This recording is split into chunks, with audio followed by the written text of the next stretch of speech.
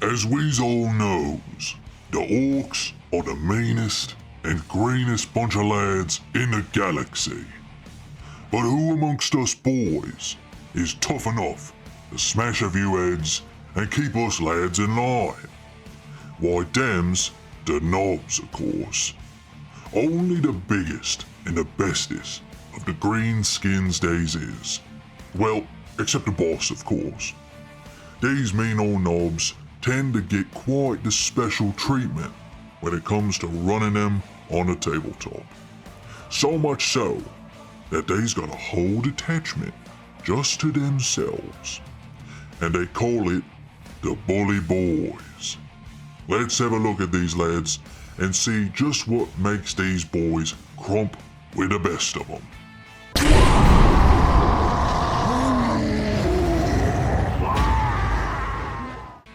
Listen up, lads.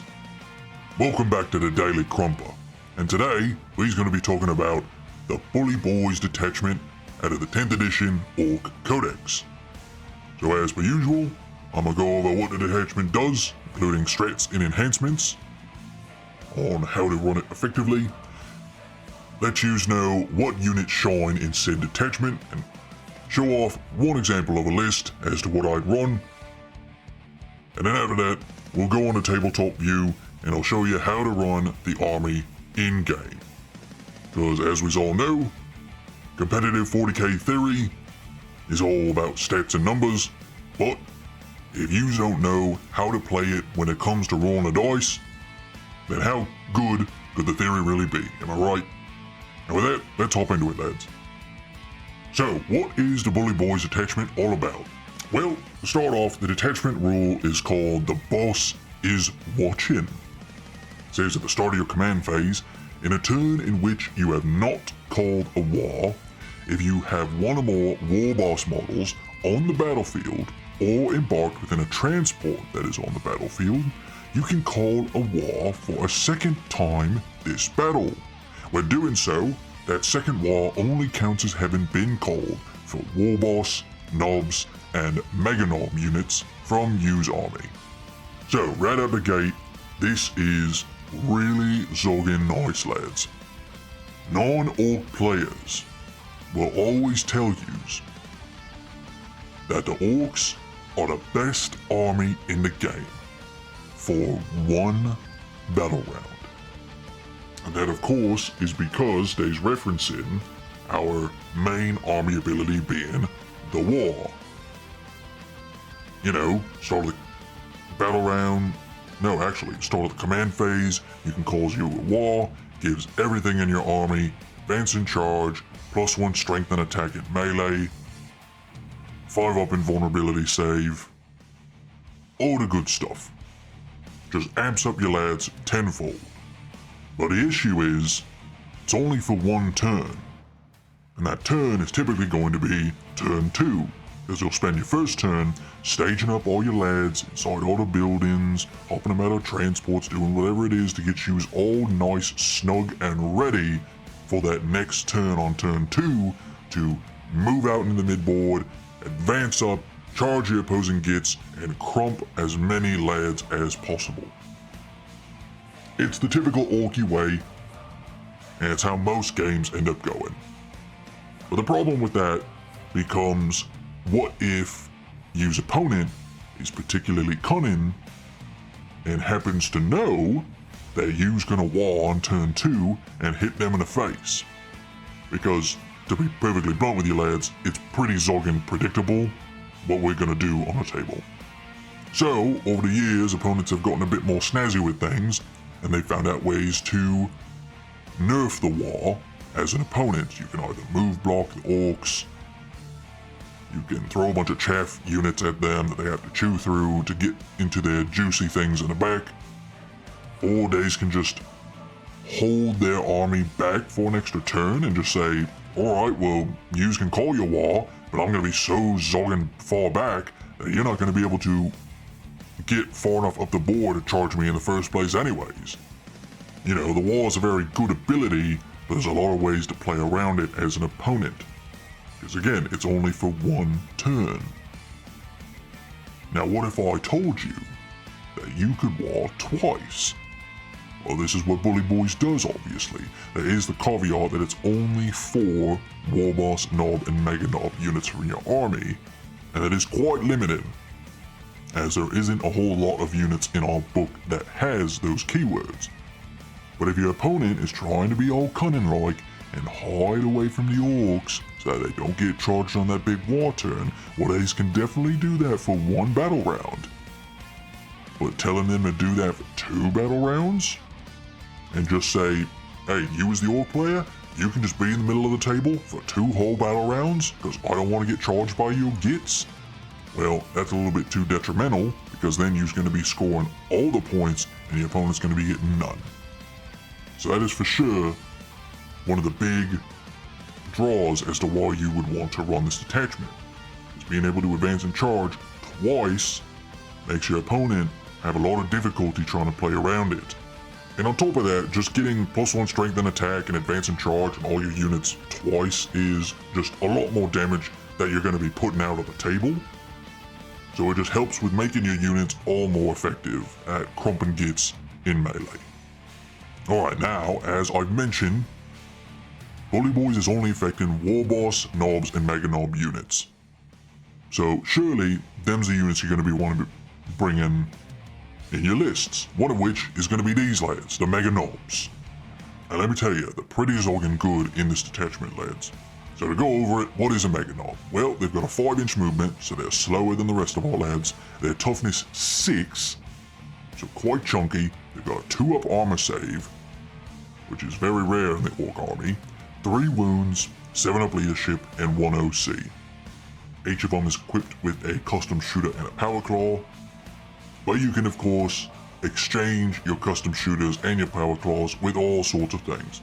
You can take combi weapons, custom shooters with kill saws or power claws, or you can take a combination of 1 kill saw and 1 power claw for the options in melee, or of course you can take twin kill saws. So you've got plenty of options. Honestly, I would skip out on the shooting weapons almost every time, because as you can see, the combi weapon, it's got a bunch of funky rules. It's anti-infantry 4+, it's got devastating wounds and rapid fire 1. So it's a nice combo. It means anytime you wound on a 4-up against infantry, it will do a devastating wound. But the issue is that it's only 1 shot, 24-inch range, 2 shots if you're within 12. But using Orc, you hit on 5s. Even if you had a big max 6-man block of Mega Nobs with combi weapons within rapid fire range, it's only 12 shots. You're gonna hit 4 times, and then anti-infantry 4+, so at least if you're attacking infantry, half of those are gonna be devastating wounds. So if you hit with 4, you're gonna get 2 mortal wounds through. It's really not good, so I'd skip the weapons that shoot at least. For me, I like running 1 kill saw and 1 power claw, and that's because it gives you different options depending on whose you's trying to crump. We'll start with the power claw. It's got 3 attacks, hitting on 4s at strength 9, AP 2, 2 damage. It's a very good profile. Power claws are our best melee weapon in the codex. Run as many of them as you can between Mega Nobs, regular Nobs, the Nobs in your boy squad, Storm Boy Nobs, all kinds of things. Strength 9 means you're wounding everything up to toughness 4 on 2s.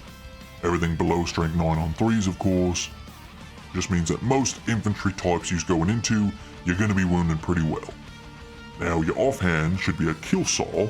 Now, the difference with the kill saw is it's got less attacks, it's only 2 attacks, still hits on 4s, but it is strength 12, AP 3.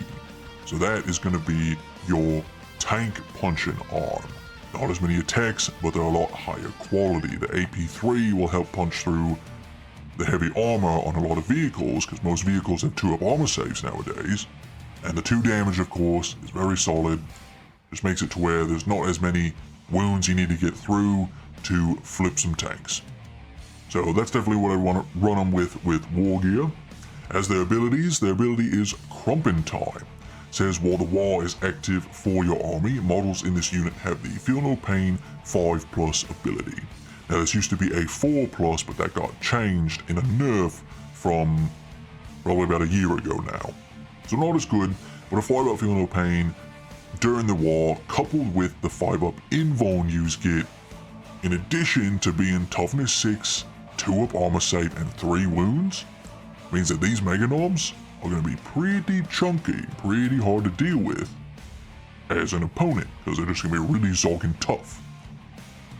Couple that with the fact that Bully Boyz gets the 2 wars, which means you have 2 battle rounds of a 5-up Invuln and a 5-up Feel No Pain, means that these lads are going to be even more zogging durable.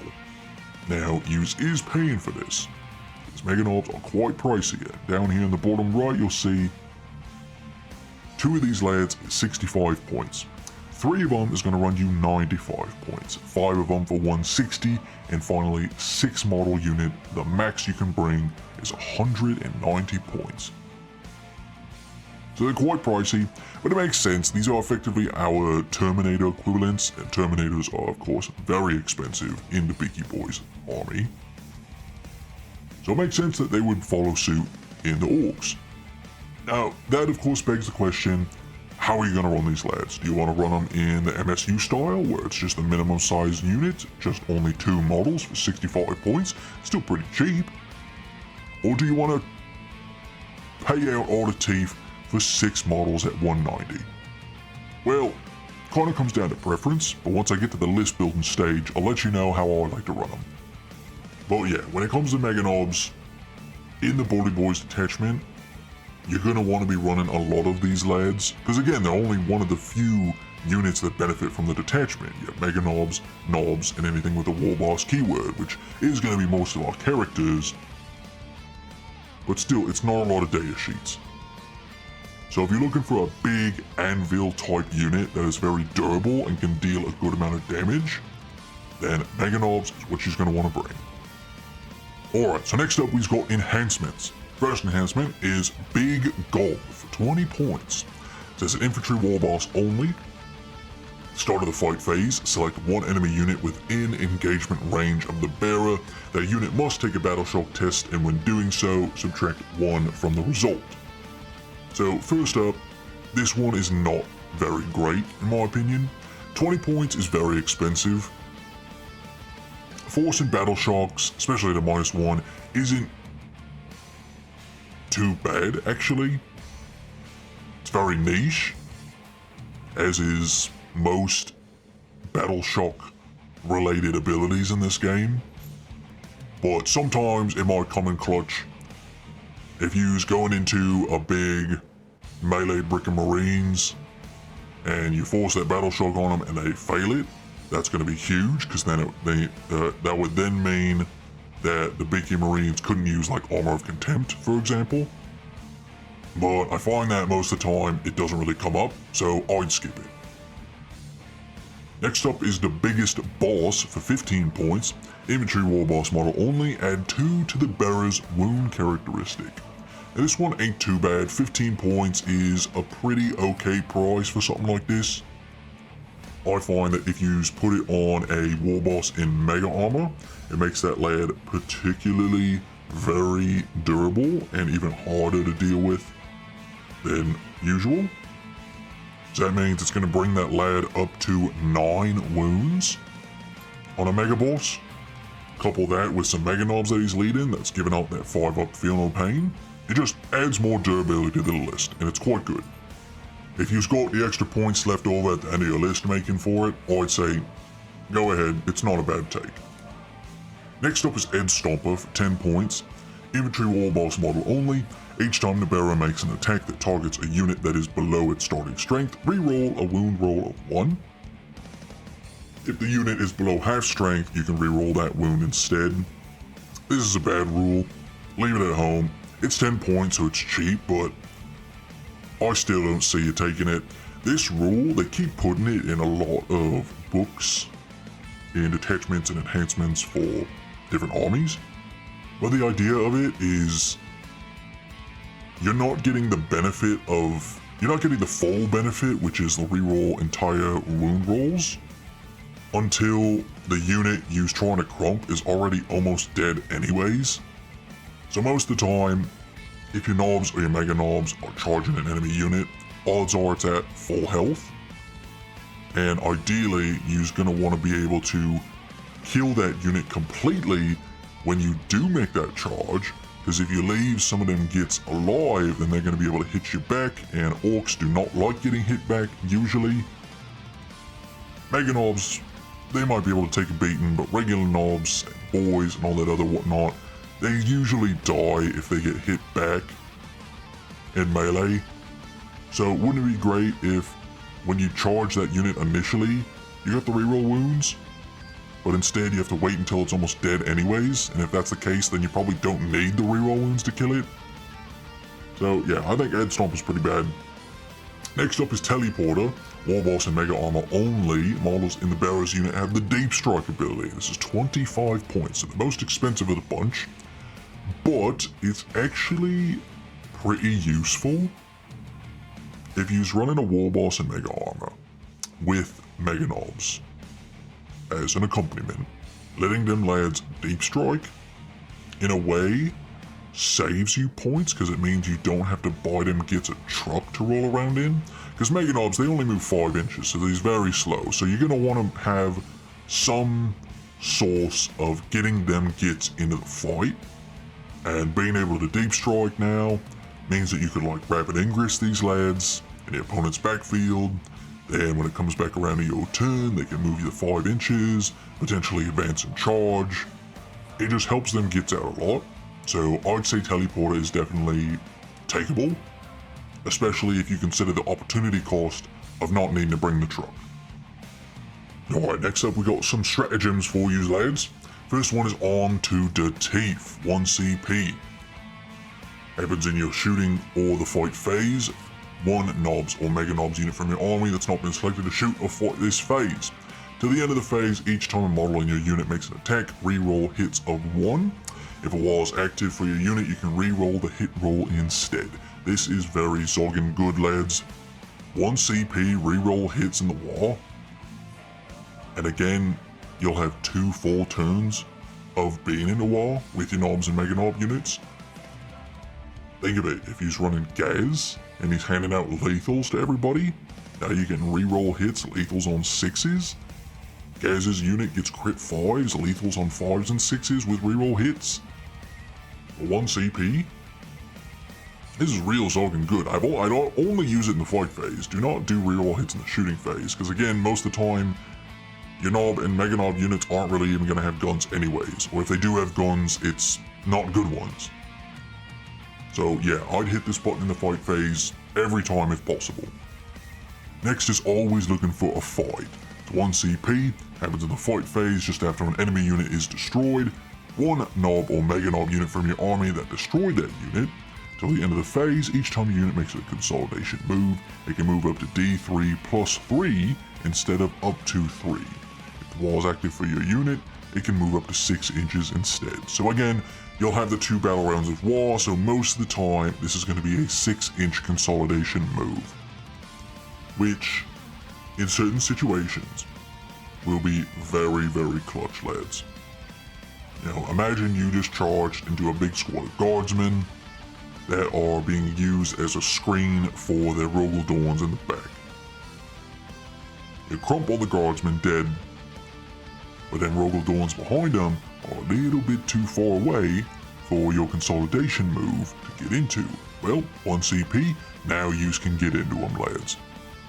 Bit of a toolbox stratagem, this one. You're not going to use it all the time, but in certain situations, when you can identify that a 6-inch move instead of a 3-inch is going to help you tag up those units that you do not want shooting you on your opponent's turn, then this is going to be huge. Very good.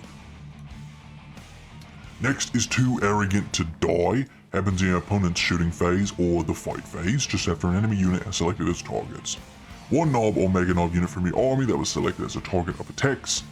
Till the end of the phase, each time a model in your unit is destroyed, if the model is not shot or fought this phase, roll a d6, adding +2 to the result if a wall is active for your unit.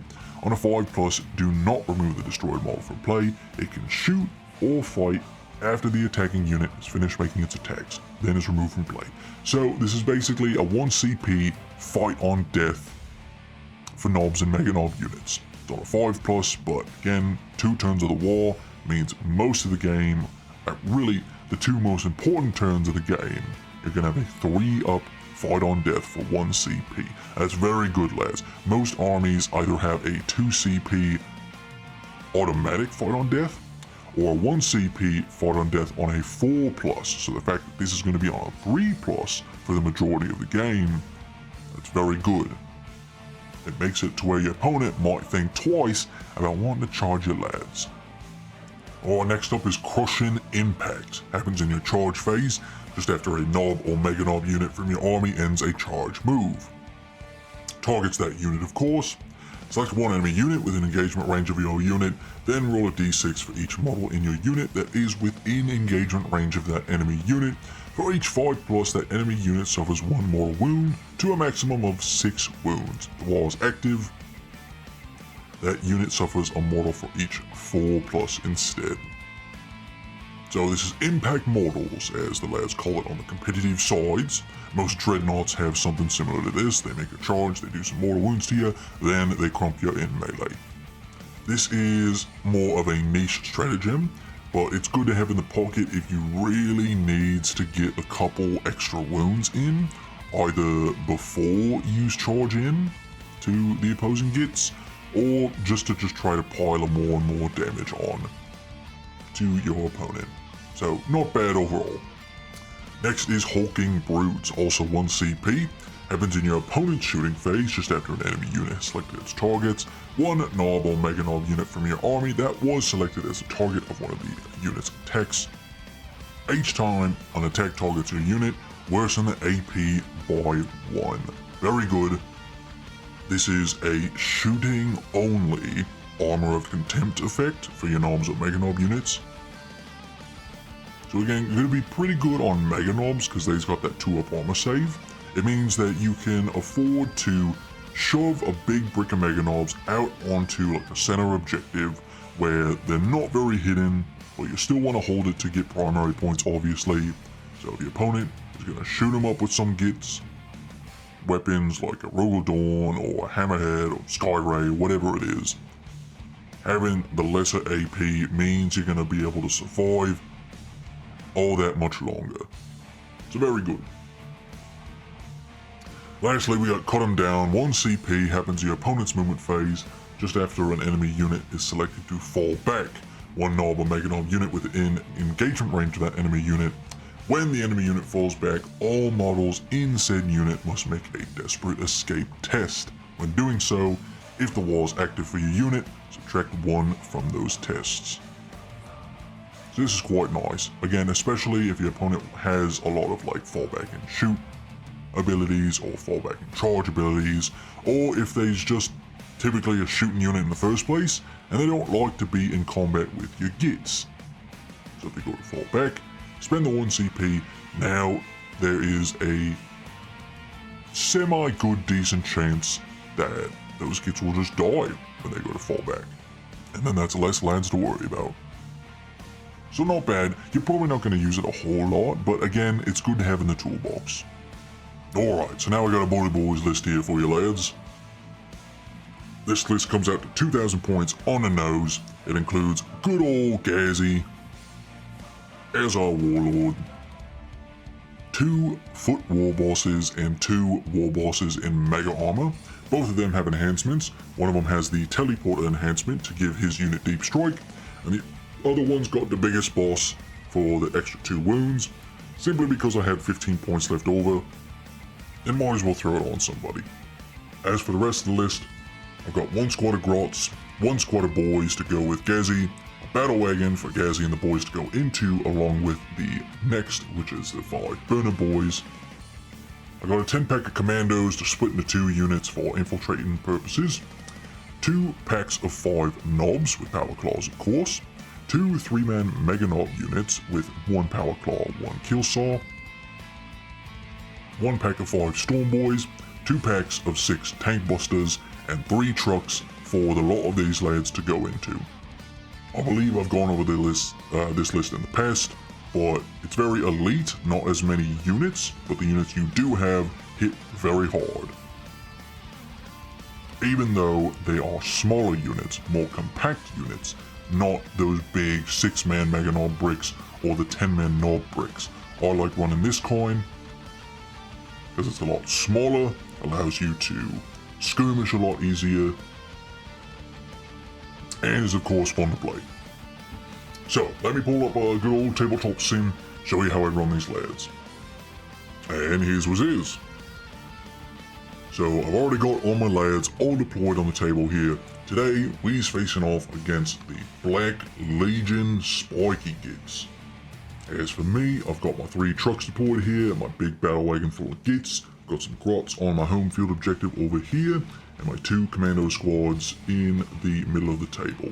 This one over here to lock down my natural expansion objective and kind of wall off this terrain piece in case anything on the opposing Gits side tries to charge into these lads. And these 5 Gits over here to either threaten their natural expansion objective turn 1, or just to be there in case a secondary needs me to have them be there. And they're crammed over here in this corner, just so that way nothing can see them from this line of sight right here. As for the transports, of course, this is where everybody is. I've got 1 truck here with these mega armored war boss with 3 mega nobs. Truck number 1 is going to be the squad of tank busters and our war boss with the 5 power claw nobs. Third truck is going to be same as the second one, nobs of the war boss and a squad of 6 tank busters. And of course, the 4th transport being the big battle wagon that is housing Gaz, Makari, the 5 burner boys, and the 10 normal boys that Gazzy is attached to. In Deep Strike, I've got a 5-pack of Storm Boys, as well as the war boss in mega armor with his mega nobs that we gave the teleporter enhancement. As for the Spiky Gits, they've got some Nurglings infiltrating right here. 2 Forge Fiends in the back and a Vindicator with a Hellbrute, all huddled around good old big man Abby himself. This is the Pack-Bound Zealous Detachment, so there's going to be a lot of critical hits on 5s and 6s for sustained and lethals and whatnot. And with the reroll hits bubble from Abaddon, makes it to where this list spits out a lot of damage from ranged as well as in melee if we try to get into them. So it's going to be a little bit particular as to how he's going to approach this, because there's a lot of shooting threats on this side of the board. He's got 2 big bricks of these possessed, one over here in this building, trying to come up to his natural expansion objective, and then one here in the middle to be able to probably cram themselves into this building and go wherever it is these might be needed. So we got a squad of bikes here, a squad of cultists to ring out the backfield, and then 1 squad of warp talons, 1 squad of warp talons here, and good old Cypher tucked in here as well to try to make it to where my stratagems cost more. The only thing in Deep Strike that they've got is one of them Nurgle Beastie Boys, probably to try to hop down and do some action somewhere. So, as for how I would approach this game, well, for starters, not even thinking about what it is I'm playing against. What my game plan is, because this is, if you want to follow along, this is Mission C, I believe. It's the Linchpin Tipping Point. And this is using G-Dub Tournament Layout number 8 from the recent Tournament Companion. So as for my game plan here, first up I of course have the commandos positioned where theirs is, so in case I pull extend battle lines, secure no man's land, cleanse, whatever it is, both of these units are within range, or at least within movement distance to get on objectives to do those actions if I get turn 1, or even if I don't go first and my opponent just doesn't want to hop on objectives. They are there to do that. The battle wagon is positioned here specifically because there is that 5-pack of burner boys in this box right here, which means that turn 1, if we pull something like an area denial or an established locus, or again like an extend battle lines or something that requires us to have a unit in the center of the board here, then we have some cheap burner boys that can hop out 3 inches from the transport before it moves, of course, to right about there. and then they would have a 6-inch movement to get to the objective. Now, a 6-inch movement would get them short, but at least a 1-inch advance would get them to where they can touch it if they need to hold it. But even if they don't advance and they need to do an action, then being 1 inch off the point right about there is still at least within 6 of the center, which matters for things like established locus or area denial or whatnot. So that's why this battle wagon's right here. So once the burner boys hop out and do their thing in the middle, if needed, then what the battle wagon would probably then do is just probably advance, turn itself sideways, and just get right up along the crook of this deployment zone terrain piece. So then that way it's outside the line of sight from here, so it's not going to get shot. There is this line here that it could probably be seen by. Maybe something like there. Yeah, there you can see the battle wagon. But in order for the Big Vindicator or the Forge Fiend to see this battle wagon, if I was to go first, they're going to have to get all the way up to like here-ish, which for starters, they don't have enough movement to do so. We say they even did have enough movement to get up there and shoot this battle wagon. Well, the battle wagon has armor contempt built in. It is being obscured by this terrain piece, so it's going to have another minus to its AP. And on top of that, you would have one of your opponent's big shooting units all the way up into the midboard like so. And then if you have this truck move up here on your turn 1, then on your turn 2, you can just have your units hop out the vehicle, move up to about here, or probably just to the other side of the wall, just to be safe to not get overwatched, and then charge the shooting unit that ends up right here from the opponent. So, even though, yes, I am exposing this battle wagon by doing this, I think it's a pretty good trade-off by forcing my opponent to expose his units. Similar to this truck too, if I didn't even get turn 1, and my opponent wanted to move up and shoot this truck, they'd have to be getting maybe about there, which is pretty far up.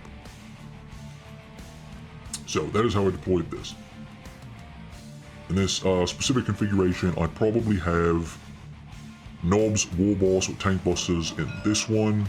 Same thing with this side, and then the Mega Boss with the Mega Knobs right about here.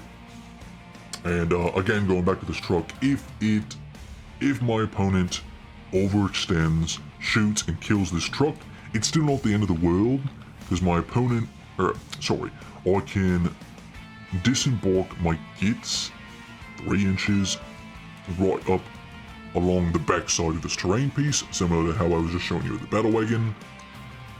And if that were the case, most of these lads could hide behind here and prevent themselves from getting shot at by whatever else my opponent might move up into the midboard.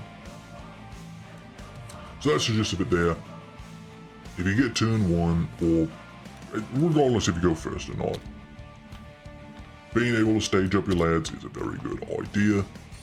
So just have this truck go up there, this truck moves 12 up to here, right about there. It might be seen by this line of sight, so I'd probably just advance it to get it all the way up tucked in here so it is not seen anymore. There we go. Again, Battle Wagon does what I said I was going to do, move it up like so. The truck probably something similar, like this, or this truck, you could be ballsy with it and move 12 inches up to this terrain piece if you want to really try threatening your opponent, but I'd probably keep it in the back here a bit. Because then say these commandos had to walk up here and cleanse to get us points, well then these possessed brick boys are definitely going to walk up, charge, and eat these commandos for breakfast. But that's fine. In this theoretical case, they got us points. The possessed would end up somewhere around there after all the pylons and whatnot.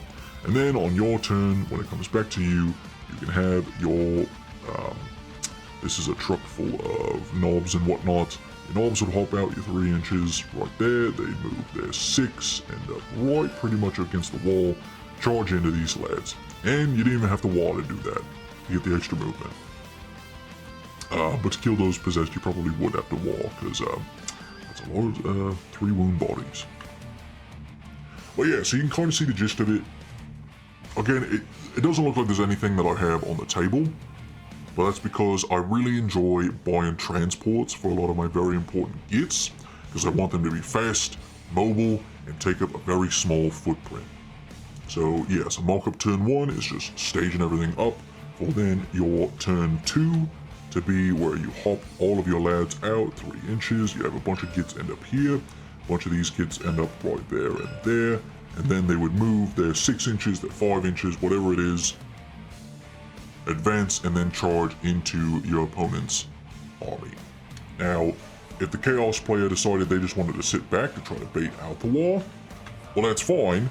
You could either just sit still and play chicken with these lads and force them to try to come out with something, or you can say, screw it, or maybe only send out 1 unit to try and get up there and wall. Like you might want to bring Gazzy's unit out here, and then your boys would move 6 inches this way, on average advance of 3 or 4, we'll say it's 4, right about there, so you'd have your furthest git ending up right here. So Gaz and his boys would end up about this way after an advance. And then if you wanted to, in this case, charge these Warp Talons, it is a 7-inch charge, so 50-50, not too bad. If you wanted to be really ballsy and try to get into the Vindicator, it's a 10-inch, you know, not very likely, but it's at least doable, where you can try it. And say you fail the charge and Gazzy and his boys are stuck out here, well, for one, they've got the war, so they're rocking that 5-up invuln save, and there are a lot of bodies, and Makari's there with the 2-up invuln save, so it's not the easiest thing to get rid of. And if Gazzy and the lads do go down, well, you still have a second war to call, so it's not like your entire army rule is just useless. So yeah, that's pretty much all I got for you, lads. Let me know what you think down in the comments below, and let me know if you enjoyed the video or not. Give me some tips and tricks, and maybe some advice as to what it is you would like to see next. So yeah, with that, that's been the Daily Crumper, signing off.